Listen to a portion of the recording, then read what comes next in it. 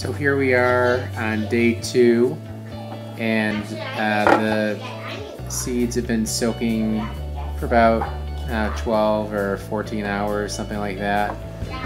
And the water turns, it's a little bit yellow and it's got kind of a pungent smell.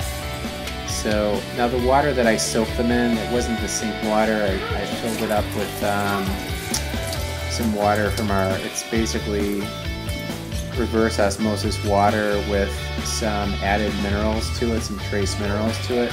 So I don't know if you can get an idea, but the seeds have plumped up, and that's typically what happens when they sit overnight, is they just really soak up the water, and that activates the, I guess, the mechanism for them to start growing. So the nutrition, all the nutrition on these sprout seeds are actually in the seed. You don't need to have any kind of dirt. You don't need to have any nutrition from the soil or anything. Everything that these seeds need to grow are actually inside themselves. So all they need is a little bit of darkness, and they need to be wet, and that's all they need to get going.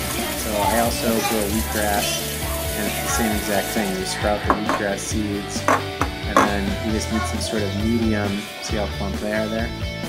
Then you just need some kind of medium so they stay wet, and that's it. So I'm gonna wrap it up in a little towel just to keep it dark, and then I put it on a knife block, on the back of a knife block, and that's where, I don't know if you can see it, but I'm gonna bring it over, yeah.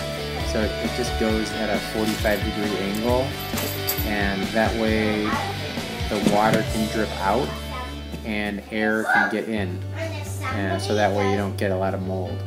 So we're going to go to the next day, and you can see this is the next day. This is 24 hours later. They've actually started to grow. They've started to sprout. So again, I just go ahead and fill it up with water and kind of shake it around and get it all hydrated, and then the same thing, I just wrap it up and put it back on the knife block, as you'll see, and that's how easy it is. I mean, this whole process really doesn't take long, and when you're done, I mean, I know sprouts aren't that expensive to buy in the store, but it's just fun making them yourself, and it's really good. I mean, I'll take an avocado and slice it in half, and throw some sprouts in there and some seasoning, like I like chipotle pepper, you can do cayenne pepper, you can do whatever.